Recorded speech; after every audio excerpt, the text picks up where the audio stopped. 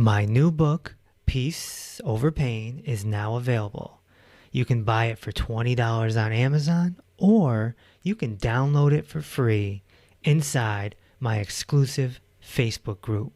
Simply go to peaceoverpain.com/join the group. And between the group and the book, you will learn how to eliminate chronic conditions. Welcome to Inner Peace with Dr. Reese, a program that can help you become liberated in the modern world. Now, here's your host, Dr. Kevin W. Reese. Welcome to episode number 157. Today, I'm sitting down with Faust Ruggiero. He's a 30-plus year veteran clinical therapist and the author of the FIX Yourself Handbook. Before we begin, sit down and relax and take in this important and beautiful conversation. Let's go. Hello there. Welcome to the podcast, Faust. Evan, it's a pleasure to be here. Thanks so much for inviting me. So, what's the process way of life? That developed out of many, many years of counseling people. I designed my career so I could, diversify it in the beginning. So I had a lot to draw from. And when I got into private practice, it's about 33 years ago. You're still using graduate school stuff. You're testing things, this theory and that theory, and then you get a pretty good handle on what's working. And for me, what I saw was people just weren't paying attention to the processes that are involved in growth. Simple things. Let's be honest with ourselves. Slow down life's pace. Get life off autopilot. Get some conscious thinking into what you're doing. Those kinds of things. And I put together about 52 processes. They're in and of themselves very small things. However, when you put them together, there you have your life. So I started teaching people how to do these things. And it's just really my interpretation on things that have been there forever. I don't think I was looking to set the world on fire or create the best new acronym to sell the approach. I wanted something that was going to be actionable for people, and they could understand it. So we get into how do you be honest with yourself. We talk about that, and then and of course in counseling, as you know, you then give them the things they should do. Do this. Let's not do this. So when I wrote the book and I put the program together in text, at the end of every chapter, which I kept small, about 6 pages, I said, here's 5 or 6 or 7 things. Do these things every day. And over time, you're going to see your life beginning to change. And so there's natural laws, right, involved in this? And that's the thing, it's hard for people to pay attention to. We like to kind of buck nature. I fought nature and I won. You and I know that never happens. And we are subject to natural laws. That doesn't mean, and the interpretation is individual. Either that keeps me prisoner or that frees me not to get caught up into all this insanity that I bring in my life as I'm trying to run against the wind. Right. And so the Fix Yourself Handbook has these processes in there, and there's 52 of them. 52 processes that are involved in 36 chapters. So the process it's not a chapter on a process. The process, and you may have, we may be working with people pleasing, for example. We know honesty is going to be there. We know boundaries are going to be there. We know that setting goals, that all those kinds of things that we use to stop people pleasing and to be more in tune with the way we'd like to do things. We know that they're all there. So I may have in a chapter on a particular problem I'm dealing with, I may have 10 processes in there. Yeah. Because they all have a tendency to be something that can be used to solve that problem. But once you learn how to use the processes, your ability to apply them in any situation really begins to to gather some steam. Mindfulness, right? It really is, and that's the term we use today. In my That's the day, it hot was, term. yeah, it's the hot term. There's always a hot term, and what simply it means, you can call it that, or it just simply means take your life off autopilot. Stop just following the crowd. Think about what you're doing. Think about how it's going to affect you. Maybe a plan in terms of how you're going to incrementally move forward with that. All Yeah. those kinds of things. It's to keep your mind engaged. My favorite term is awareness, but mindfulness is the hot one. That's the So, hot term. It's the same thing. It's that being conscious, be aware of what's going on in your yeah. life. Yeah. If you can do that and you're willing to, it just sets the stage for everything that you're doing. Absolutely. It's, I'm a clinical nutritionist. I do postural therapy, work with the spine and the muscles and all that. But the mindfulness, the awareness is arguably even more important because even if you're unhealthy and you're suffering in pain, at least you're not suffering mentally because you're like, you have that awareness. Yeah, but have the awareness, and the awareness can help you correct some things. I talk a lot in the new book. I talk a lot about the mind-body paradigm, and that relationship. How and the example I use is like your computer and your printer. As it's not just the computer sends something to the printer and it stays there. It's a communication piece back and forth. That's how things print. Well, it's the same thing in life. The body and the mind are continually communicating. And if you can keep both those strong and keep them communicating the way they're supposed to communicate, it really changes things. In my life, I'm 68, and the hour before we started the podcast, I was in my basement where we have a training center doing my workout for the day. We get up and then there's meditation and there's the proper way to eat. We don't put anything in the body that doesn't belong there. Again, if you think about it and you're willing to follow natural laws, I can be 68 and I can go play basketball and run and do all the things that I want to do because my mind planned it. Exactly. Now you mentioned people pleasing just a few minutes ago. Yeah. Mm-hmm. Approval, right? We're Oh, seeking approval. And this typically starts with mom and dad, right?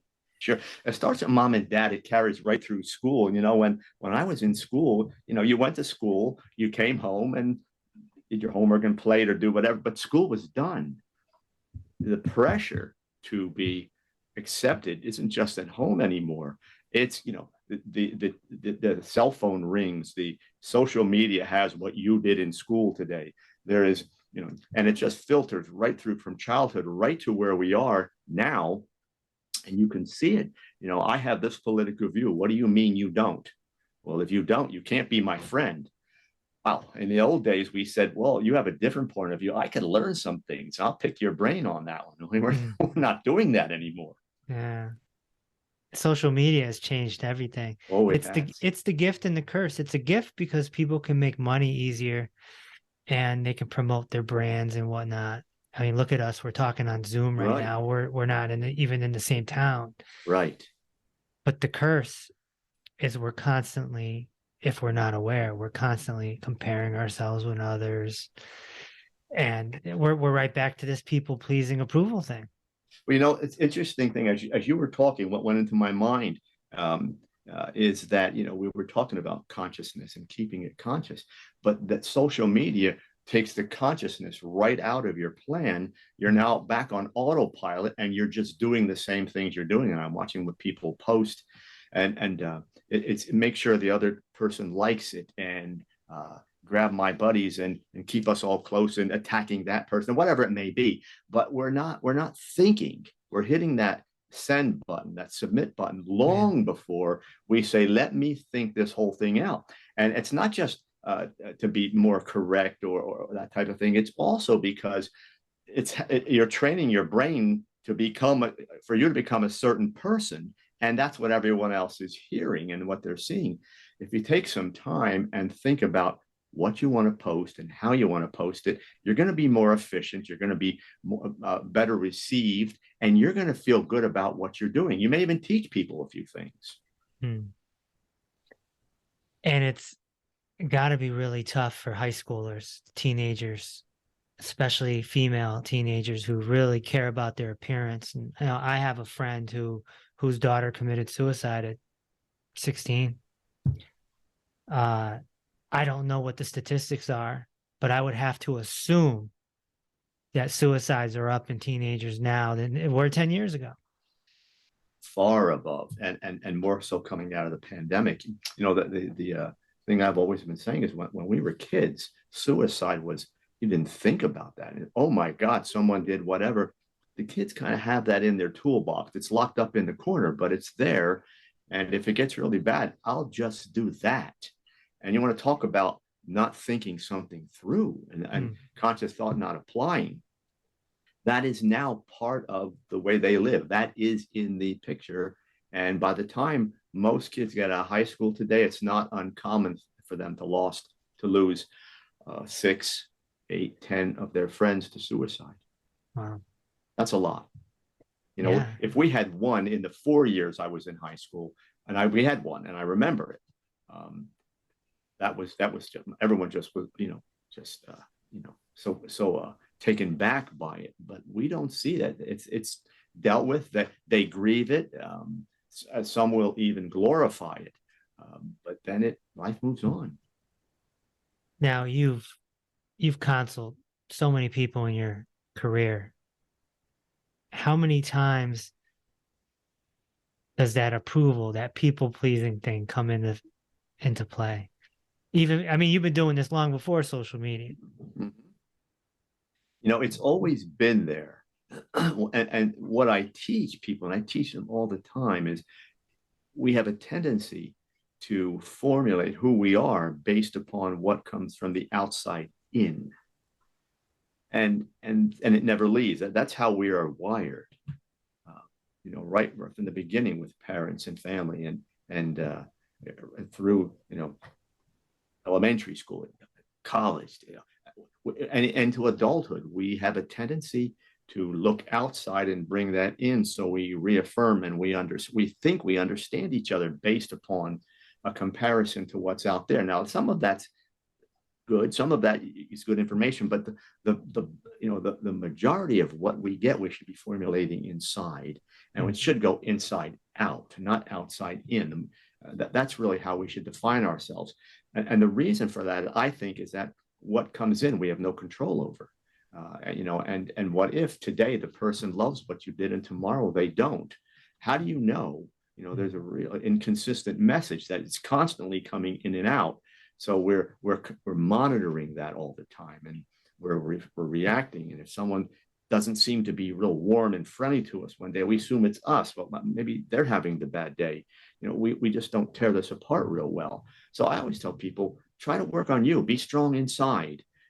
Feel good about you based upon what you yourself are doing. Take that outside.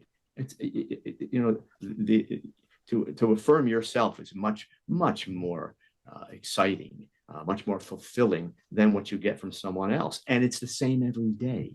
That's nice. Do you think that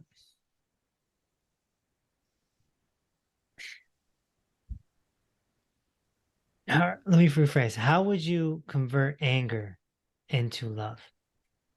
It's an interesting thing because, the new book is the Fix Your Anxiety Handbook. Right. And we're doing a series of these books. And what I talk about anger, you really look at where it comes from.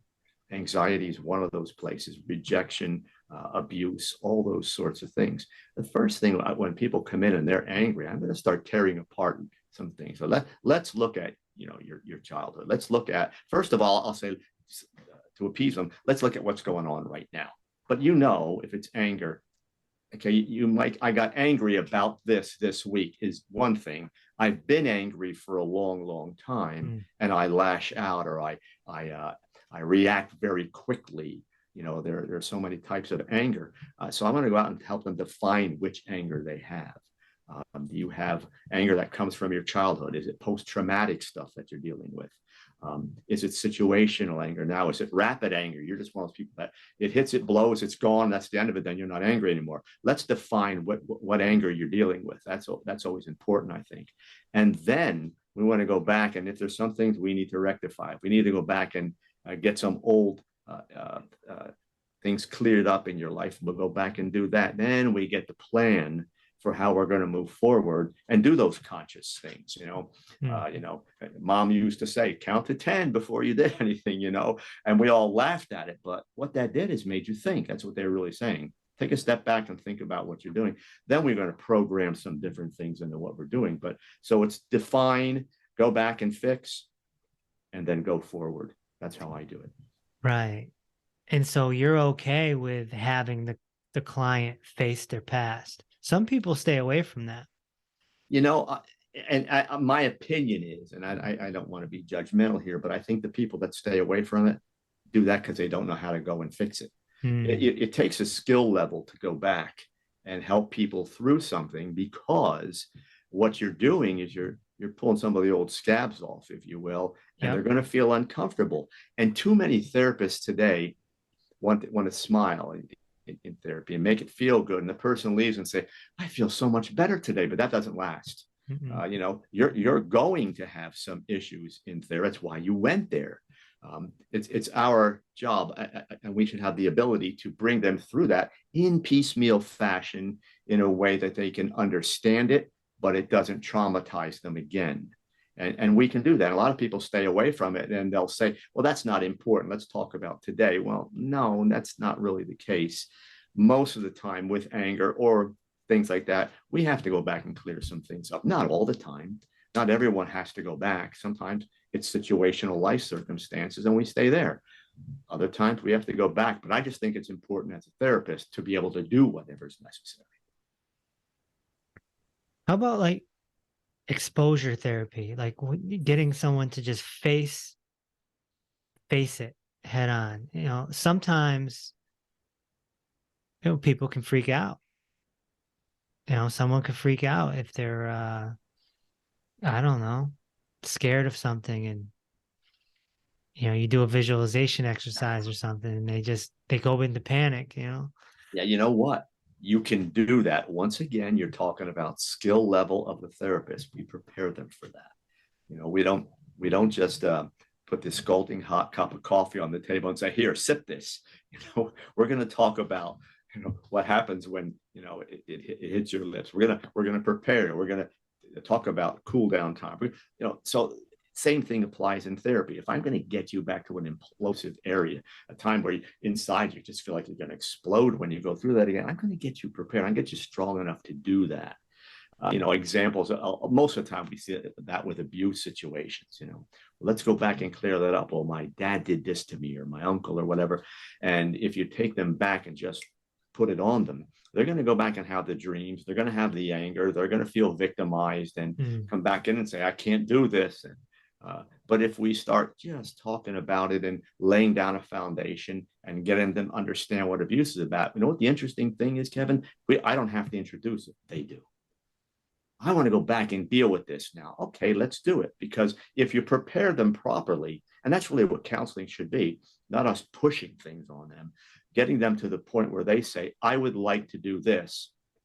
And we knew we were going in that direction, but we made it their decision. It's a whole lot easier to move someone when they're compliant and they are motivated to do that. And then when we start it, we're still going incrementally, a little bit. Let's just do a little bit. And I've had people say, okay, great, let's go into this part of it now. And I say, stop. If we do that, you're going to be biting off too much emotionally. It's going to come back and get you. And then you're going to be calling me tomorrow and say, I got to get in again. So let's just go with this. Let's think about it. And then you go home and think it through. And let's look at what you come back with next week. And after a while, after a session or two, they adjust to that pace. So it's a slow process of unveiling things. It is. Yeah. Yeah.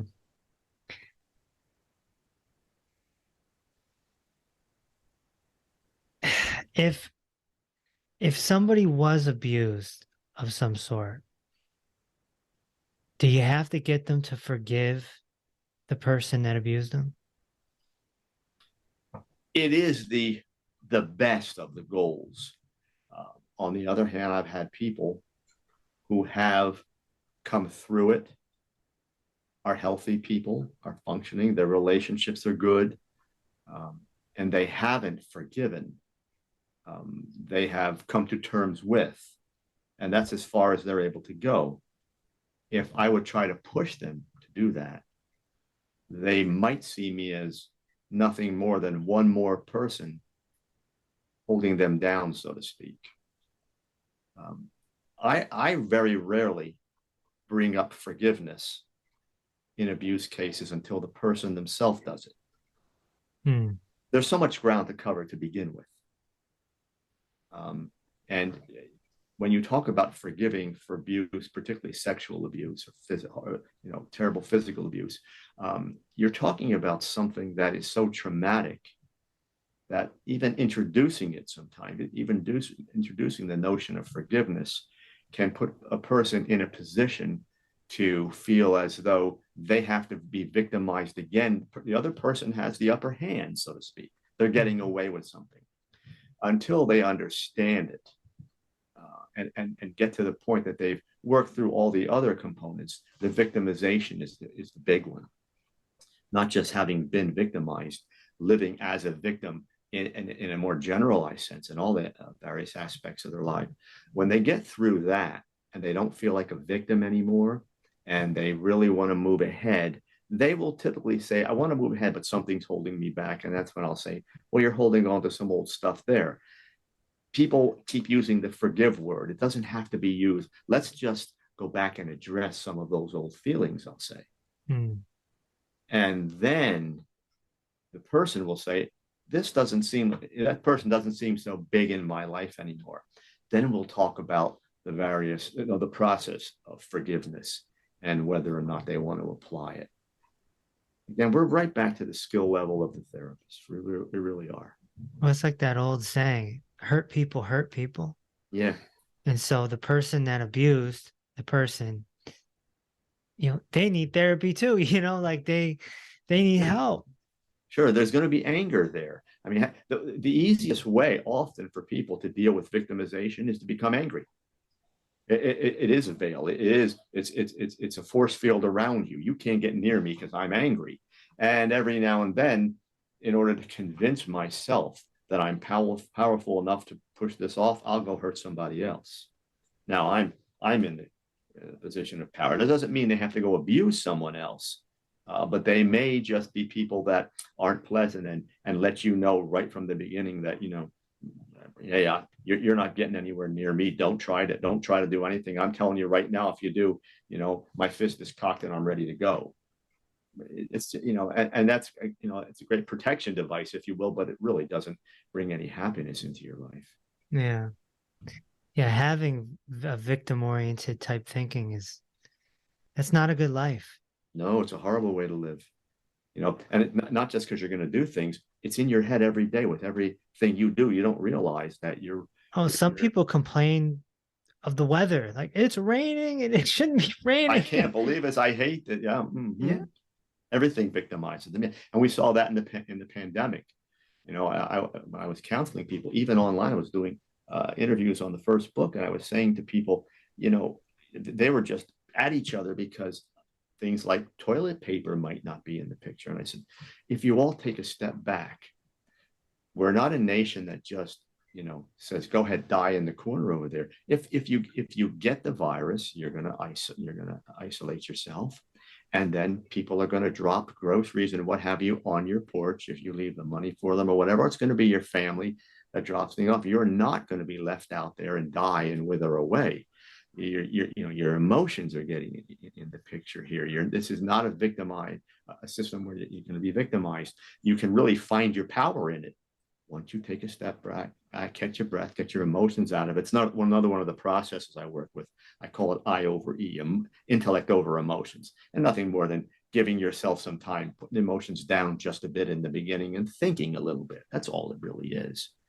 And that's when it comes to victimization, it's back to being conscious about things. What am I thinking? Where is this coming from? What's it doing to me? How can I do something a little bit different? It's really all about that kind of thing. But sometimes you got to go back and clear up the past. Now, you mentioned that you're 68. Mm-hmm. So you've been around a hot minute. Do you remember people, say 30, 40 years ago? Do you remember them needing therapy as much as they do now? In other words, what I'm asking is, do you think the advancement of civilization has made people mentally weaker? I do. Yeah. And it all comes down to really to two concepts. The first one is speed. We're going way, way too fast. The information age really took hold 20 years ago. We have not gotten to the point where we understand how to control that. Right. That's the first thing. The other thing is we have far too many choices. I always call this, when I do analogies for people in sessions, I call it the sneaker game. When I was a kid, there were three kinds of sneakers you could buy. There were Keds, PF Flyers, and Converse. And you could buy white high tops, or you can buy white low tops. You could buy black high tops or black low tops. And then Converse was cool and came out with red ones. So, Yeah. everybody wanted those. But that was it. You knew exactly what you had. Same with cars. Right. And everyone was thrilled to have their new, same as the next guy's sneakers. We were just thrilled. Now you go into the sporting goods store and there's 100 or 200 sneakers on the wall, and doesn't matter what you pick. When you come home, you say, I don't think I like these. We're not satisfied with all the options that we have. It's created so much conflict, and you put conflict and speed together, and the product of that is the difficulty making decisions.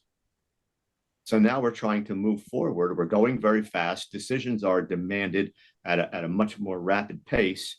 People are trying to do that. They're making bad decisions. They're trying to keep up, and the accelerants are in play now. It used to be watch the caffeine. Now it's, hey, everybody, there's 30 milligrams caffeine. This is more caffeine than the next guy. Take this one. And I'm saying, when they come in, so are they coming in more often? Yes. Do they need it more? Absolutely. And the other correlate to that is that they're coming in with, more of them are coming in with medications already prescribed. When I started practicing in just private practice 30 years ago, maybe 5-10% of people came in, had medicines. Now it's more like 60, 70% are already on either antidepressants or anti-anxiety medications. And that's very scary. Yeah. And the pharmaceutical industry is having a party. Yes, they are, because they're not selling drugs, they're selling a drug culture. Once they sell that, we'll just plug in. Autopilot will take hold. And it's already happened. Good way to put it. Okay, so now let's go beyond your era and your lifetime. Do you think people 1,000 years ago could use therapists? Probably only because the way the culture worked then is everybody, you had to keep it to yourself. So we saw at that time substance abuse and a lot more anger and physical abuse, all those kinds of things. So sure, it should have happened then, just for different reasons. We can even see some of that now. Men are just getting to the point that they are routinely coming into counseling. Before they didn't, because the culture said, no, we don't do that. There's a stigma there. Men better be able to handle life on their own. So did we need it then? 1,000? Yeah, probably beyond that. You can go back into the history books and go back into the 13th and 14th century and what people were doing to each other. And if they would have had someone to sit down and routinely talk to, they might have done things just a little bit differently. I do think we were probably tougher though back then. Oh, well, that's the other part. We were built to endure a much harsher environment. Right. We didn't expect it. We are a soft society right now. Oh, we yeah. really are. Oh, yeah. And when I think about that, I thought the pandemic we might have come out of that and said, we can do this, and we didn't. We came out, and that's again the scary part. We came out softer than we went in. Yep. It's what I call the digital world order. Yeah, and it is. We're going to be doing virtual reality soon. I mean, it's crazy. Men don't feel like men anymore. Oh. Or when you do find a manly man, it's like 1 out of 20. Yeah, exactly, Because exactly. you got, grown 30-year-olds playing video games and How about it? You know, and we took accountability on at a much earlier age. So we knew that's again where the process I'm talking about. We had to take those on at an earlier age.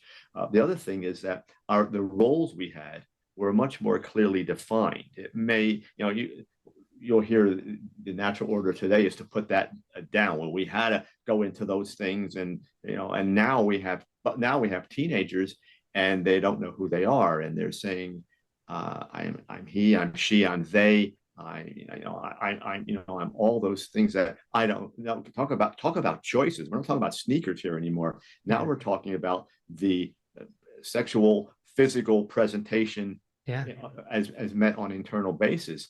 And talk about scary, because these people may not get this all sorted out till way into their 30s. right.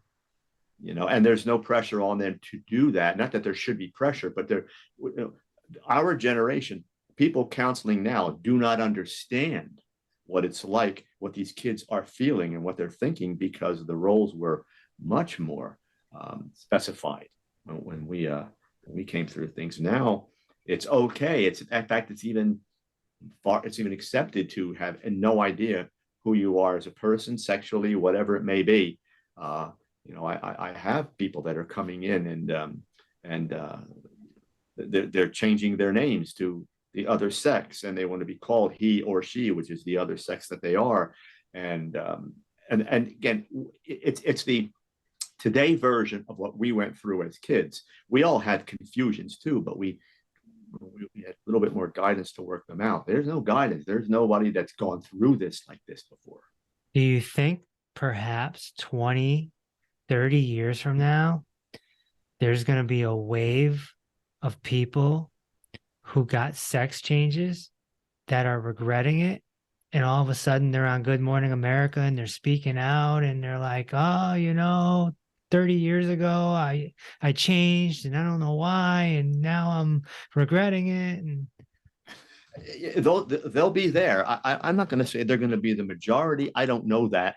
That's hard and it's hard to know, because it all depends on how we as a culture help guide these people. And I say guide them, I don't mean guide them in one direction or the other. I just mean help them through the transition, through the exploration of what they're doing. yeah. And we have to be able, like any other condition of life, we have to be able, if you come in and say, well, gee, I've got anxiety, and you're my spouse, and I say, okay, let me find out everything I can about anxiety, because I want to be there to support you. I want to be there to help you guide yourself through this. We're not doing that. We all have our own feelings about what a transgender person is, Yeah. or any of that. So we're not together as a society. We're not together as people providing treatment modalities enough to help these people through that. So a lot of it depends on how we're willing to help them through that. And helping them does not mean you have to accept it. It just means you have to accept and love them as people who are going through whatever they're going through. Yeah. And try to guide them and just be there so that they're not all alone in this. That's the key. Yeah, I went to a family event last weekend, and my second cousin, who I haven't seen in a while, is, used to be a woman, is now a man. Mm-hmm. Pretty young. Probably late 20s. Yeah, maybe late 20s. Yeah. And you would have no idea. You'd be like, that's a dude. You'd have no idea. And yeah, good person. But I hope that he doesn't regret it 20 years from now. Of course. And see, the issue that I'm getting in counseling sessions is that not just that someone comes in and says, I'm just not sure, or I think I want that. If I say, well, good, let's work through it. And they say, no, I'm already there. I want that. They're there. They make the decision. Now we're back into that quick, rapid society thing where I'm feeling it and I don't want to have to feel the confusion. So I'm picking one, but I think I want this one. And they may, for all I know, they may be absolutely correct in their decision. I just don't know that they know that. I'm not sure they know that. But you're right. in changing, at least where technology and medicine is now. You make the change, you're there. I don't know. 50 years from now, you may make the change and say, I don't want this. And doc says, well, let's get you back. And maybe they can change you back all over again. But they'll find a way because it's a good it's a heck of a revenue stream. Oh, talk about it. You get these rogue medical doctors who create a side business, and they create a side clinic, and they do the tummy tucks or the Botox. Mm-hmm. And now you have a bunch of them doing sex changes. It's not like you go to your regular physician and say, I want a sex change. You go to someone who doesn't know you. And the other thing I'm finding is that they're doing the sex changes and the people aren't even getting counseling to understand what they're experiencing. Some are, and that's great, but others are not. And from my perspective, their choice is their choice, and I'm going to love them regardless of what they do. Yeah. I just don't want them to be in pain now or later. The goal is to try to make decisions that are going to be beneficial in life, are going to keep you happy and productive, and all those things we look for. And and that's in the long run. I mean, therapy is always designed for the long run. What we're seeing with young people isn't always designed for the long run. I see it now. I want it now. This is who I am now. And they're 15. I don't even know how they know what they want at 15. Yeah, I don't either. I understand they have more, resources at their disposal than we did, but I'm not so sure the emotional stuff is as stable because there's just too much. We're going too fast, and there are just too many choices and not enough support from people who have already been there. Yeah, I'm of the belief that you really don't know too much until you're about 30. Yeah, agreed. And it might be a little later these days because, like I said, they're still home playing video games. Yeah, you need your 20s to experiment with life. You do, but see, everything gets pushed forward, and what we experienced in our 20s, these kids are experiencing at 16 and 15. I mean, I have a kid that's coming in school and for counseling, his mother brought him in. He's 12, and it's a country school, more rural school, but urban people have begun to move in. So we're seeing kids coming from more inner city backgrounds, and the kids were in a different public school. Now they're putting them in a private school to get them out of the public school and away from all that. But he is 14. He's been having sex since he was 11. Wow. There's drugs in the picture. Depending on where you are and your exposure and your family and all those kind of things, they're experiencing things far younger than we did. Now, the philosophy some people have is, well, they'll sort them out earlier. I said, no, because they're hitting in the formative years when the brain is still learning how to do things, and it hasn't formed completely on a intellectual and emotional levels. And there's gonna be some setbacks that they're going to experience because of that. And that's, I've seen that now in the last 20 years. As you went back and asked me about how I'm counseling differently now than I was earlier, I'm seeing that they're not straightened out in their late 20s and in their 30s because of what they did when they were 15, or what they should have done and did not do. There's a lot of gaps there that we're seeing. And again, no one has a roadmap for these kids. That's the scary part. Adults do not know. Parents do not know how to deal with their children. They've thrown the towel in, many of them. Kids are running the show in many places. Yeah. And we already have seen this with, like, you get a hyper 3-year-old or a hyper 2-year-old and they like run the house, but now they get older. What's the deal with children anyway? Because can you tell if you have like a really, let's say, hyper and rambunctious boy that's in 2, 3, 4 years old, is that any prediction of what they may be like when they're 14, 15, 16, or can it just totally change? Can totally change. Kids are developing, and sometimes they're growing out of things. Sometimes it's a dietary thing. Sometimes something congenital that is going to alleviate itself, or sometimes It's issues that if you deal with them when they're 3, 4, and 5 years old and get those things addressed, then they don't see them as much in adolescence. For some kids, hyperactive kids, things like that, that may move into adolescence. But again, the key is if you're seeing it, it's there for a reason. It just didn't happen. And if you're a parent, you say, okay, fine, I got this going on.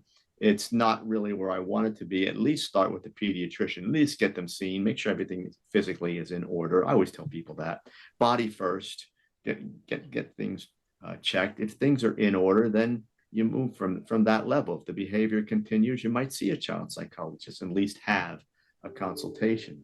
Right. Right. So how far into counseling do you introduce a client, a one-on-one client, to your books, your handbook? I typically don't. Hmm.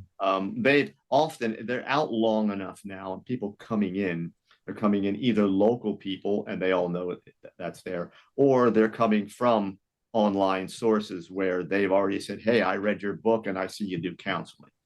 So I know I'm careful, and I guess I'm part of the old ethical crowd, where you don't have people coming in to buy what you're selling. If they bring it up, then I will say, yeah, will it help me? Yeah, I think so. There's a website and I direct them there. Go see, there's excerpts from the book. There's all that kind of stuff there. But I try to stay as close to the ethics as possible and don't push. I think it's not a good thing to do, to push our own products while we're counseling people. If that were happening and I was the person being counseled, I'd say, well, do I have to read your book? I mean, can't you tell me this in counseling? That's what I'm coming here to pay for. I might get a message I don't want, so I don't do that to anyone else. Right. What is mental health? Depends on who you talk to. Again, isn't it interesting though that it's mainstream now? Oh, people come in and they talk. I'm dealing with my mental health. I'm in the business. I never said that. It is part of that. It's part of awareness, and we understand that there's a part of us that we need to make sure. We need to make sure that that's healthy. But on the other hand, we sometimes treat that as the weakness. My mental health, and I'm feeling this way today. We are so overly exposed to and focused on our mental health. When if you think about it, you're in the moment. You deal with life in the moment. If you do that and you put your best step forward, most of the time you're not dealing with my mental health. But we haven't solved old issues. We're horribly apprehensive about going forward. We're not satisfied with any portion of our lives. And somehow that's become a mental health condition. And what I tell people is get active, start making some plans, do these things. I teach them how to do that. And almost invariably, they come back and say, mental health is not an issue. I just wasn't doing the right things. That's right. Yeah, I often say, and I usually say some controversial things, that mental health is the new cancer, just in the sense of it's being promoted. It's being promoted by the medical system. And, you could watch an NFL game and cancer, right? And then now you're seeing mental health. This is some big time social engineering, because we walk away from the game like, oh yeah, my mental health. Sure. And not only that, you can just sit down and on any, let's say, hour-long television show, you will probably have seen at least 3 commercials for some type of medication that you absolutely must have. And so people look and they say, am I missing something? Am I not going to be as healthy if I don't take that? There's so much focus on my mental health. And I just say it's not about that. You're turning your brain on itself is what you're doing. Most people don't want to do the work not to get better, to live a healthy life. Every day you get up, you look at the information, you make the right decision, You become an active player in your own life, do what you're supposed to do, challenge a few boundaries, get a little uncomfortable, learn how to come through that discomfort, and you're happy. It's not some rocket science, as they say. You're focusing on your head will have you identify every problem in the world you think has to be fixed. When you stop focusing on your head and focus on the plan to move forward, your world will come to you. You'll bring it right in. I love feeling uncomfortable. It makes me stronger. It does. I always use the analogy of exercise. Most people don't want to, a lot of people don't want to exercise. That or sore they go feeling, right? Yeah, you get in there, say, oh, I'm sore. Or, I used to bench press 110 pounds. Now I can do 130. I'm going to try for 140. Oh, that was hard. Or I'm going to get on the elliptical or the treadmill. And I used to do 10 minutes and I was getting beat up. Now I'm doing 40. And guess what? I want to do 50 now, because that's the way the mind works. The mind can be insatiable that way. And I always say it can be insatiable to pleasure things like you're eating junk and all that crap you do, or you can turn it into a power thing for you and move forward and challenge yourself. And when you do, in the brain, and I'm sure you know this, but we have a process called habit formation. It is the brain's ability to adapt to what we're doing, not only to adapt to it, to become accustomed to it, to accommodate, and then to make it, and then to be stronger because of it. It will form a new comfort zone. I just tell people, get out of your little comfort zones and keep on challenging yourself. When you get to a plateau, that's a comfort zone. Challenge again and keep challenging. And you get to a point where you feel capable of just about everything that comes into your life. That's the point when you're healthy, when you can say, you know what, no matter what comes up, I'll probably beat it. Or at the very least, I'm going to be in the game and I'm going to go attack it. I'm going to go get it. That's one of my favorite words. It's capable. Yeah. And I've started to, when I assess people, because you kind of have to in business or in life, you just have to kind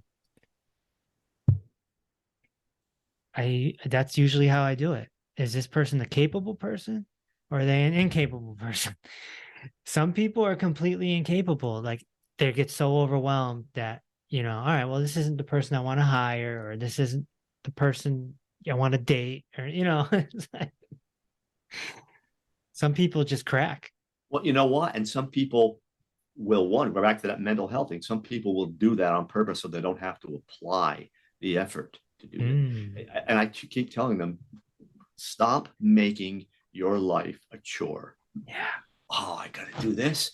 When it comes up, be thankful that you can go get it and maximize your potential. Yeah. And what that does, besides creating more intelligent comfort zones, it also puts you in a position to understand and identify options.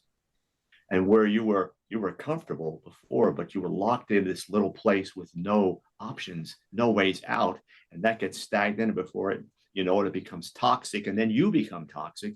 Why don't you go challenge these places? Create new options. You don't have to even take the options. Know that you can create them, you can see them, and you can decide to go get any one of them anytime you want to. Yeah. And I just had that conversation with a woman last week in counseling, and I said, about options. And she said, well, I could have retired 2-3 years ago, but what did I do? I wrote a book. And now I'm promoting, and now I wrote a second book and I'm promoting. There's nothing special about me. I just happen to be an action person. I see it, I go get it. And I run my entire day that way all the time. There's a list. I'm going to go get it done. It's that body and mind that creates action, stays in action. And that's what this is all about. But enjoy it. It's not something to be feared. It's not something that should make you feel like, oh my God. And most of the time when you get the, oh my God, I can't do that. You know what they go do? Nothing. Television, out with friends. Yeah. Something to waste the time on, play a game on your phone. That's what you're doing instead of making you better. I think, cliche here. You should love yourself enough to get up every day and say, I am going to plug in, and I may fail, but I'll tell you what, I'm going to try. Well, you and I have a great advantage because we like what we do. We do. I love it.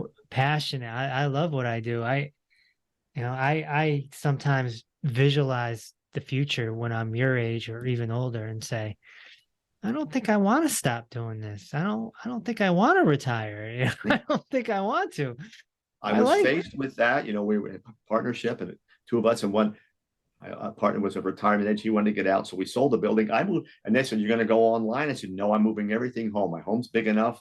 I have here in the Northeast. They have cellars, so it's finished cellar. I moved everyone there. Everyone comes, and I'm still seeing people, and I never stopped in the office because I love doing that. I love to be able to look at them and hear them, be in the same space, share that space with them, see the body language. The session's over, and we had one of those where they went back, and I look like they're just coming apart a little bit, and before they walk out, they get that hug that says, "I'm with you. Don't worry about it. You're not alone. See you next week."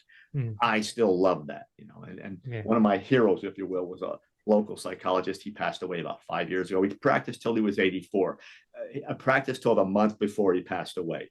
And I used to say, "Doc, how come?" He says, "I love it.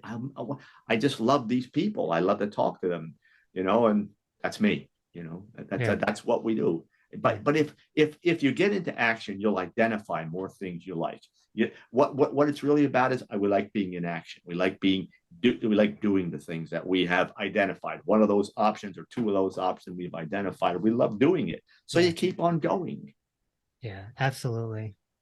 So before I ask you my last question, I want to ask you now, where can someone find your books? They're on Amazon. We have a website. It's my name, FaustRuggiero.com. My website is dedicated solely to the books and the work that I'm doing. Interviews, most of them are there. Excerpts from the book are there. Anything you need to know about the program, we call the Fix Yourself Empowerment Program, is there. So they can stop by. They can review everything and decide where they want to buy the books. And then if so, there's a link right on the website to buy the books or contact me if people would like to. Okay. Last question. What are the top 3 books that influenced you in your life? It's interesting. People, when I answer that question, people assume I'm going self-help or psychologist or whatever. I'm going to a novelist that wrote way early in the century by the name of Hermann Hesse. And Hesse wrote a whole bunch of books, but the books, there are 2 particularly. There are 3, but the 2 I like are Narcissus and Goldman. He won the Pulitzer Prize for that. The Glass Bead Game, which is my favorite, and then Siddhartha is another one. But what the key was, Hesse was what I came on to him when I was 17. So already getting into the flow, getting it ready to go to high school, 1 more year left, and a friend who was really very much into that whole thing turned me onto this, and I never put it back. It was one of those defining things that said, go inside. Everything's inside, and that's all it was. And when I got that, I said, wow, this just, it's just fueling me. And that book was a book called Damien. But the writing style, what he was doing, went on. So Siddhartha came, but then when I got into the far up to the Glass Bead Game, that was an entirely different story. He went so deep into himself. And this is not a person who had it all together. This is not one of your, hey, I'm Buddha or I'm Gandhi. This is I'm falling apart guy. But the journey and the way he was attacking it and trying to get it, that's what turned me on. And I've been doing this ever since. Siddhartha's a big one. It's the Buddha right there. Yeah, it is. Yeah, it's good stuff. All right, this has been a pleasure meeting you today and talking. Same here, absolutely. Thanks for listening to Inner Peace with Dr. Reese.